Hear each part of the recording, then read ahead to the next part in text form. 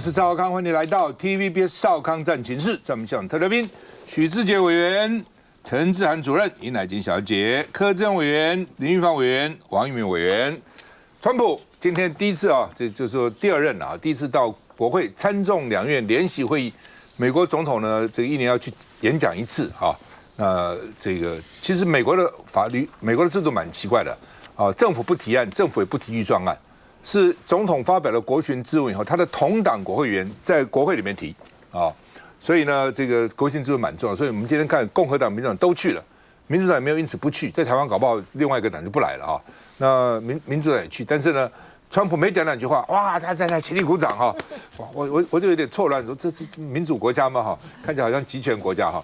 然后呢，鼓掌啊，叫好啊，但是民主党坐那边不动，民主党议员坐那边不动哈。好，那么他今天又讲他的美国梦，我们的美国梦是势不可挡，美国一定会更强大啊。那另外呢，这个民主党的议员啊，有一个议员呢火大啊，这个对于这个意思说，对于川普吹牛啊，这个 Green 啊，他是德州民主党议员呢，他起身抗议，结果呢，他说啊，人民给你的托付包括砍掉低收入户的健保开销。啊，他砍预算嘛啊，结果被治安人员秩序赶出去啊，请他出去啊，他就出去了啊，还拿个拐杖啊，所以这个国会是很重视秩序的啊。你说在里面，英国国会也是啊，你在里面有捣蛋的话，就请你出去啊。那另外呢，川普最新的民调啊，满意度44%哦，那比这个拜登执政后期高了啊。那另外呢，这个川普又说呢，乌克兰我要努力结束这场残酷不必要的冲突。哦，就你再打也打不赢，你能打得赢就继续打，你如果打不赢呢，干脆停止啊。泽伦斯基也改口了，他说愿意在川普领导下实现和平。看一下。Mr. Speaker, the President of the United States.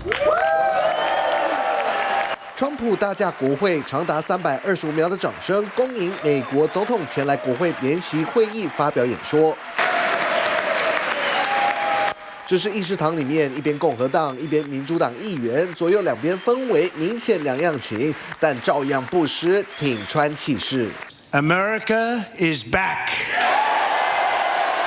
这场川普在国会联席会议的演说，主题就是重振美国梦。We have accomplished more in 43 days than most administrations accomplished in 4 years or 8 years, and we are just getting started. 川普一下讲政绩，一下谈怎么在去年大选把民主党打得落花流水，引发好几次骚动。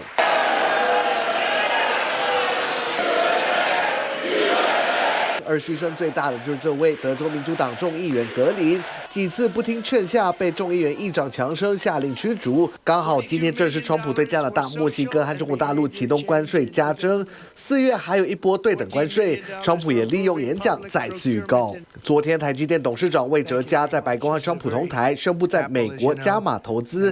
今天川普也开心提起 Just yesterday, Taiwan Semiconductor, the biggest in the world, most powerful in the world, has a tremendous amount, 97% of the market. 从内政到外交，关税战到乌俄战争，川普通通包揽。好吧，泽伦斯基哈，这个很惨啊，他要准备好服从，我已经准备好要服从美国总统川普强而有力的领导。你看，强而有力哈，所以也蛮惨的啊。那川普还讲说，没关系，我要扩大美国早上讲了境内稀土的开发，我们美国也很多啊。美国其实很坏，哦，它其实国内什么天然气、油都很多，但是它先去搞中东的，先把你开发完了再剩我的。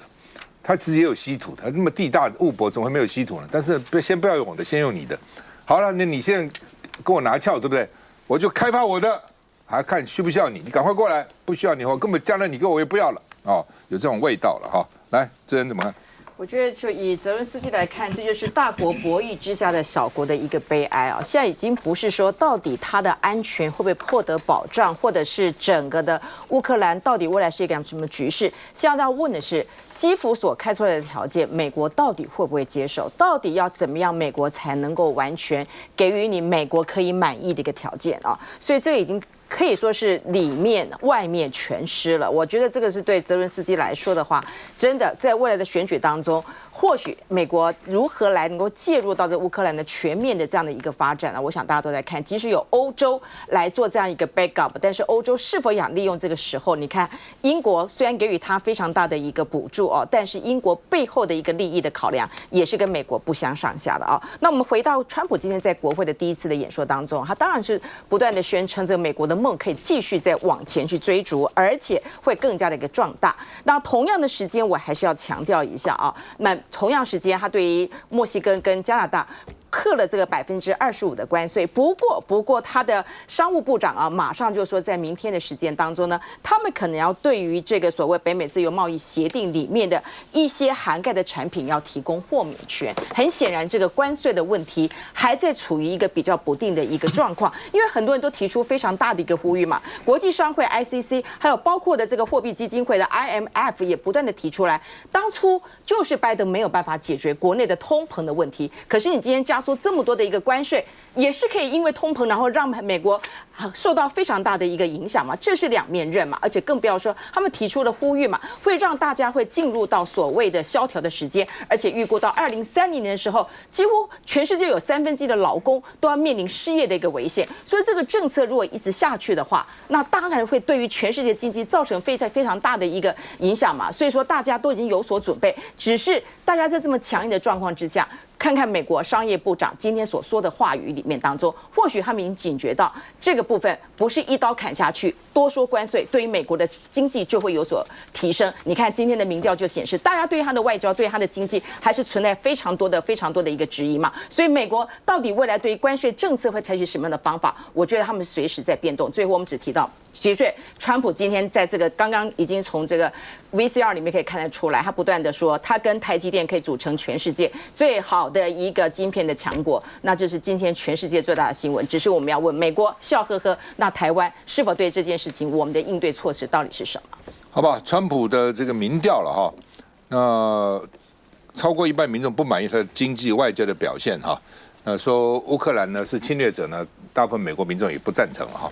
那另外呢，他对加拿大已经要开征25%的关税了哈，所以加拿大总理痛批他，说这是非常愚蠢的决定啊，把这个对普丁那么好，对他的朋友这么坏啊。那另外呢，他也报复啊，对这个关税报复，可是我觉得也很难报复了。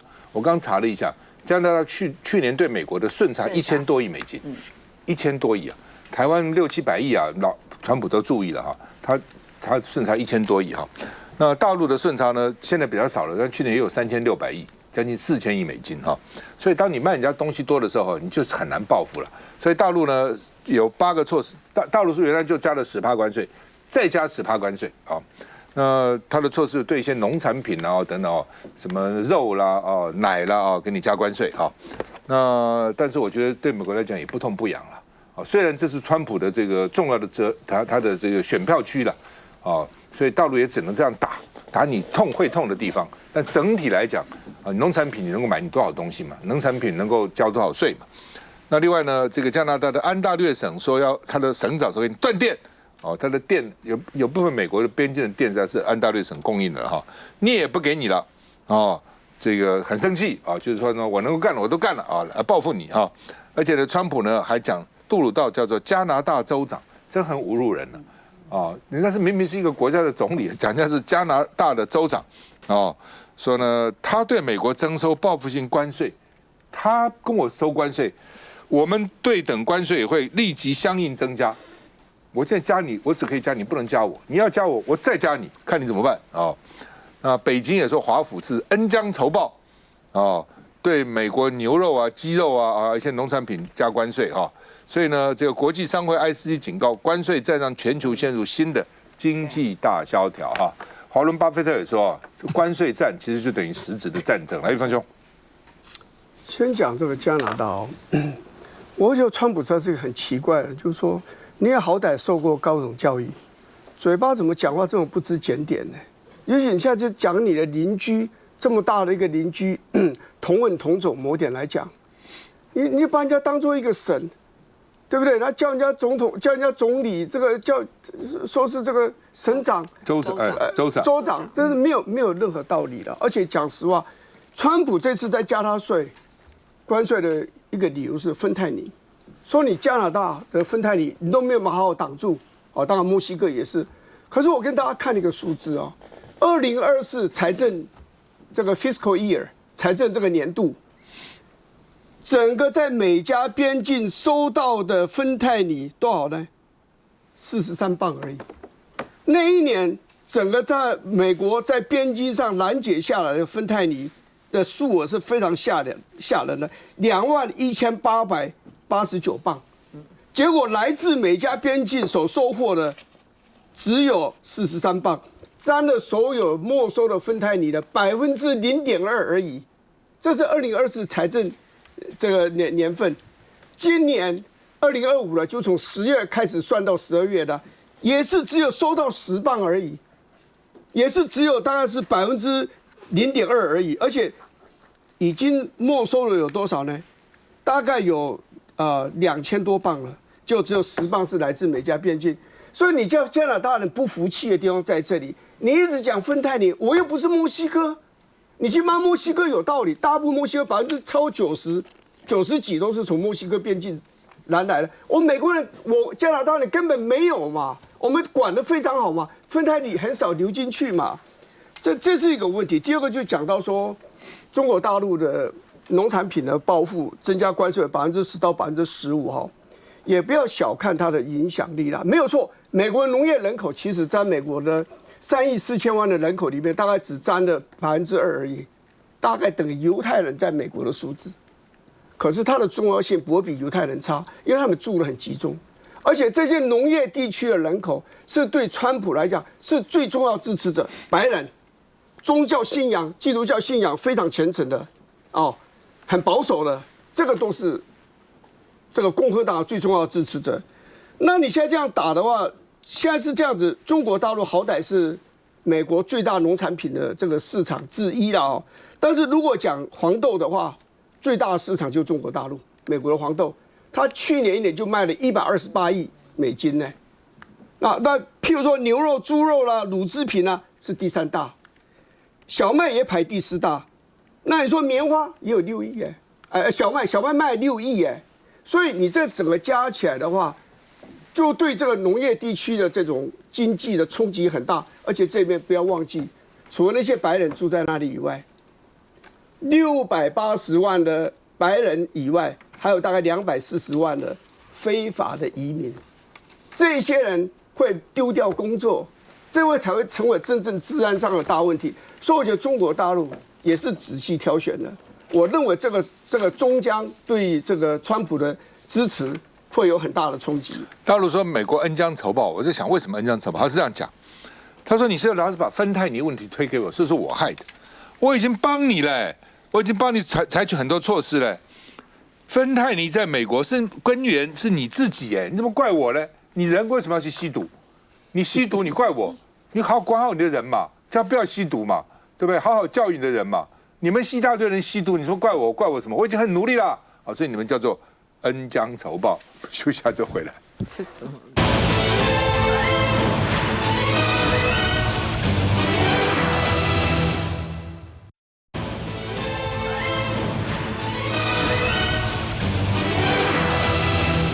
好，那么大陆的经济挑战很大哈，所以呢，他现在在开2会嘛啊，那人大说呢要加速推进民营的经济法来推动啊，就是说大陆哈之所以经济能够起来，就是因为松绑了。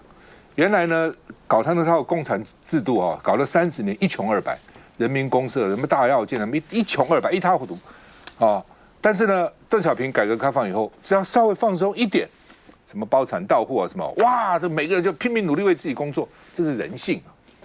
那经济发展起来以后，哦，那他们现在又说呢，不行，要国进民退，哦，这你们这个民营太好，已经违反我们共产主义的原则了。那资本主义当道怎么可以呢？所以国企要往前进，民营往后退。所以马云你太嚣张了，打你哦。好了，那就现在经济又一塌糊涂了。在这个 COVID-19 的时候，上海是最大的指标，上海外国这种公司最多的，外国的会计师啊，这个律师啊，这个老板呢、CEO 很多，很多都抓到关到那个方舱医院，然后呢，整个方城吓死了。后来一解封，很多都走了。那所以呢，现在呢，发觉不对了，经济现在不行了啊！你光靠国营事业怎么可能呢？当然是民营事业嘛，全世界哪个国营事业搞得好的？所以呢，现在要加速推行这个民营经济法。我的了解，现在大陆很多有钱都往外跑了啦，哦，实在是都很怕，因为不知道你什么时候会报复我啊，对不对？你什么时候要查我啊？不知道啊。好，那么这个他们现在说呢 ，CPI 涨幅要控制在2%，就是物价不能上涨太多了，而要发展 AI， 这是世界的一个趋势哈。然后呢，说李强说呢 ，GDP 的目标是5%，哦，那对台呢要软硬两手策略啊，什么两种就是硬的更硬，软的更软嘛，啊，就这个意思哈。那另外呢，这个军费也增加了哈，要强大的国防才能捍卫主权啊。那它的国防预算多少呢？2025年是1兆7846亿人民币，是我们的12.5倍。就是它原来是我们的17倍，所以显然现在我们增加很多啊。那现在变成我们的12.5倍，12.5倍还是很多啊，每年10几倍啊，这样搞下去还得了嘛哈？那这个它的军费每年都有增加，大概都是7-8%左右了，大概这样哈。那它大概这个它是说已经算很少了，因为呢它的军费啊占它的 GDP 是1.5%，美国是3.8%哦，南韩大概是2.5%，我们是2.4%啊。那老美现在不满意，2.5%、2.4%，你这样5%，川普都要10%，那台湾都能什么不搞了，就是编国防预算好了哈。所以大陆呢5%的 GDP 成长率呢，《华尔街日报》说呢，可以经受贸易战的考验，看看吧，啊，贸易战打完以后会怎么样啊？那另外呢，大陆的政协说要加强海内外中华儿女的团结啊，而且呢坚决反对台独啊。那他也有台湾省的代表有13个，我们陆委会说他没有台湾公民身份啊，意思是说不是台湾人啊，不是台湾的公民啊。那现在呢，这个教育部叫那个公职人员以及教员呢，去大学教授签结没有大陆居住证啊，他反正没有大陆一堆了啊，没有这个身份，没有那个，但这个最新的就是居住证。那嘉义大学的教授呢是拒填不填，所以你是对我们的侮辱。法律规定我们非填不可吗？教育部说，哎呀，这只是宣导了。宣导叫我去拒绝吗？宣导有叫你拒绝的吗？哦，所以呢，教育大学的这个吴昆才教授是拒绝的。我们看一下。大陆全国两会重头戏，国务院总理李强发表工作报告。今年发展主要预期目标是：国内生产总值增长5%左右，城镇调查失业率5.5%左右。李强公布，2025年大陆将实施适度的宽松货币政策，赤字率拟按4%安排，比去年提高1个百分点。赤字规模人民币5.66兆元，比上年年初预算增加1.6兆元。坚持一个中国原则和9·2共识，坚决反对台独分裂和外部势力干涉。赖政府上任后的大陆首届全国两会，李强政府工作报告16000字，当中涉台论述是117字，继续强调会坚持9·2共识和反对台独。不过与去年一样，在推进祖国统一当中呢，少了和平2个字。今年大陆两会是陆方通过反分裂国家法20周年，是否进一步祭出对台措施，也受到高度关注。谈一下中美的军事竞赛吗？谈一下解放军在台海的布局吗？或者是中美的军备竞赛，可以帮我们聊一下吗？他们找我有事，再找机会。除了两岸局势，大陆军费预算也出炉。2025年，大陆国防支出编列1兆7846万人民币，约合台币8兆310亿，增幅与前一年相同，都是7.2%。这是自2022年以来，中国大陆军费预算增幅连续4年超过7%。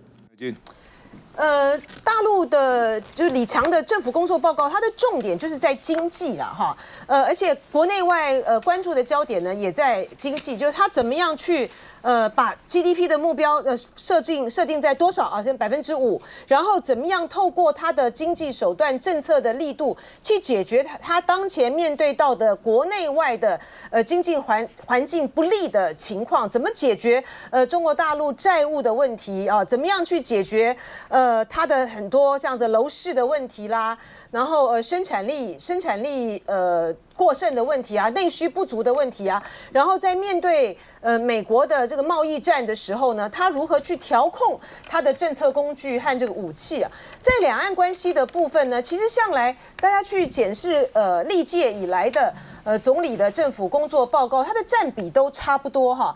你拿李克强最后一次的政府工作报告有两岸关系的内容部分。几乎都一样那用词几乎都一样，只是增加了就是这边就提到今年提到完善促进两岸经济文化交流合作制度和政策这个就表示说他们要从制度面上面呢去强化让台湾同胞呢在大陆呢能够享受到跟这个大陆同胞同等待遇啊。我们看到这个对台工作会议刚刚结束了之后呢，福建省也就很快推出了惠台17条政策，它就是基本上就是这个思路啊。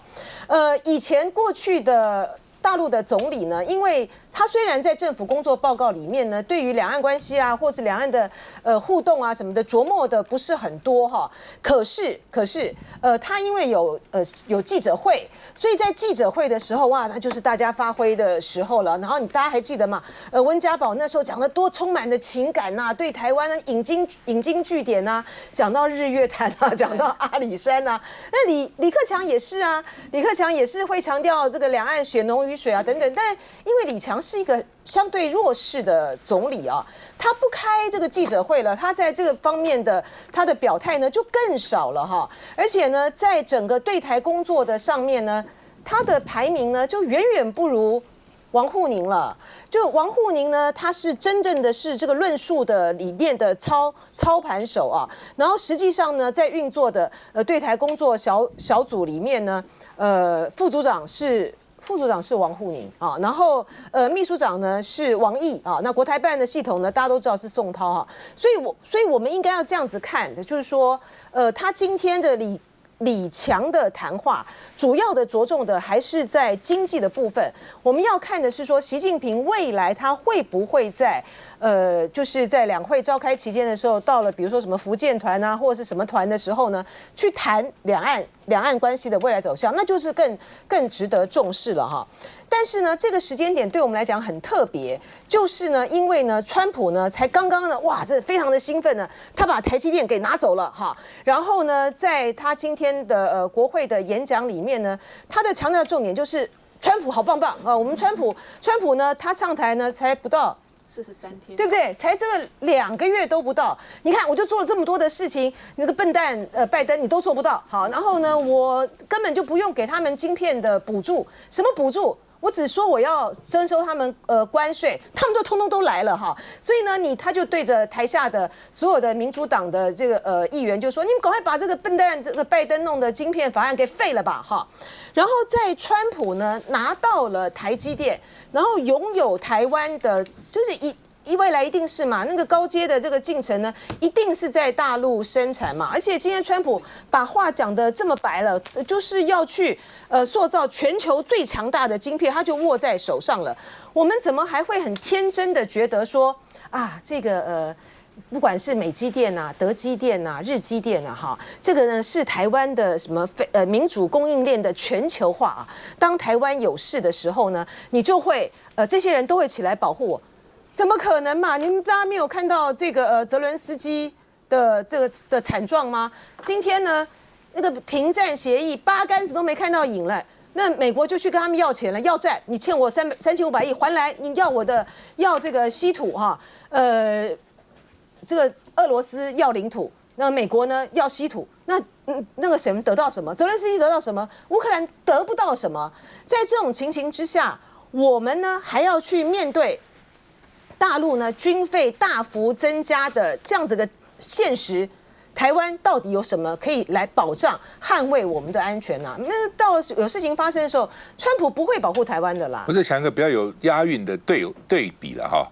这个乌克兰现在是国土稀烂，稀土拿来美国稀土拿来，你的国土现在打得稀巴烂这一塌糊涂，1000多万的流离失所的人呢，600多万逃到国外去，300多万在国内这样流离失所。休息一下回来。